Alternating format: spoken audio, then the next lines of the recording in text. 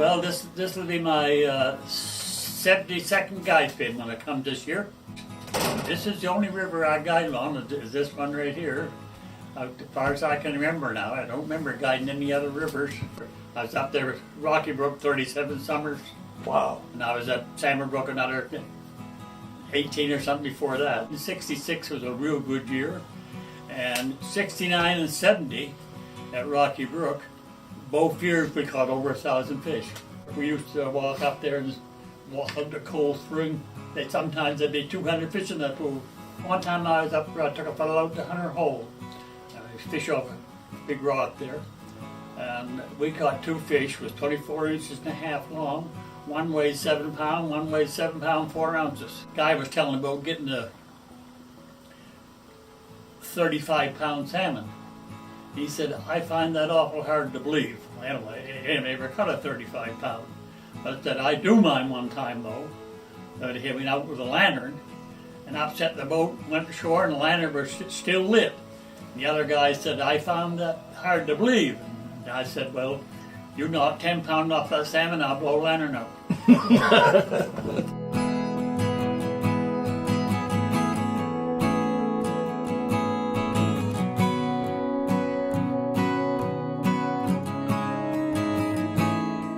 Used to have 9 guides steady, now they get 8. Wow. And they used to have a cook and cookie and 3 drivers that went to the airport. Drivers don't go no more now. The guides go and fill in.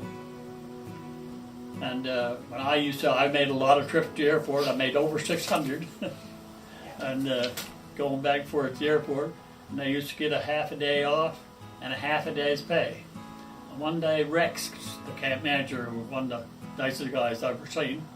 He said, that don't sound like much pay, but next fall I might be a little better hearted. So he called me in the last day of fishing season, dug out the book. He said, 23 trips to the airport this year. 23 days left to work here. You can go home tonight. I have guided 4 different chairman's international paper, and head of the Times newspapers and head of the Toronto Sun used to come there, and the Vice President of the United States, what's his name? Cheney, Dick Cheney. He used to come. And one time he went to Clearwater, we were over, I drove him over to the airport. He slept while over the back seat going over, all the way over. So when I pulled back around, I used to drive most of the plane. I pulled back around front. I said, I better check that back seat and see if anything in it. I went back, his billfold was laying there. I picked it open up, and first thing I seen was his picture. So I ran back into the airport, and the commissioner called the tower, and the plane stopped, and the pilot met me halfway back. But he did thank me next year. A guy, a fellow named Alan Lambert. He was chairman of Toronto Dominion Bank, and we were at Hunter Hole. And he hooked about a 12-pound salmon. He would do anything to get a fish too. He'd love to get one and take home. So anyway, the salmon down the back channel, right-hand one. And he said, my line's open, they're all gone. I said, you give me the rod and you stay right here.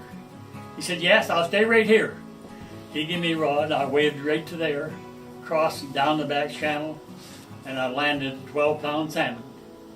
So when I was carrying it back, I come up, we're hecking down the right-hand channel. I said, I've got the straight one to be shorter. Just soon as I started up there, I looked, I seen the black thing in the middle of the brook. And I thought maybe I thought a bear first, of course he had a black sweater on. So I went up to old Mr. Lambert. He decided after I went I might need the net. Took the net across and fell down. Floated down there. And I held him out in the river there for maybe 5 minutes to get his wind back, and went ashore and sat down, and went back up the other end again. I don't know what would have happened if I hadn't went up the other channel. I wouldn't know where he went or nothing. No. And he also lost the dip net, he lost his glasses, and he lost his wristwatch. I went back down, found the dip net and the watch, but no, dip net and his glasses, but I never did find the watch. We used to have 8 fishing periods. And each time you could catch 2. So I have one lady that caught 16. I had John Dillon caught 15 out of 16, 2 or 3 times. But this one lady, she caught this full 16. Did she? And they thought I was fishing for her, and I never made a cast. I was guiding the guy over there with he was the head of Pfizer. I only guided him on one day, and his name was Ed Pratt. And he said, make a few casts. And I threw across, I seen the salmon take it. I give it a snap like that. To set the hook. Drop the tip down and bail about 10 feet of line off the reel, past the back of the rod. He wound up and that salmon jumped, he could holler, and I got one. Now, every one of them talked a lot about Miramichi and how much they like to come back. And one time I was at the airport and the snowbirds landed there. And we got talking to them a long time. And one of them said to Warren, the guy who was with me, other driver, the guide, how would I ever go to Rocky Brook? Warren told him he'd have to buy so many tons of paper out.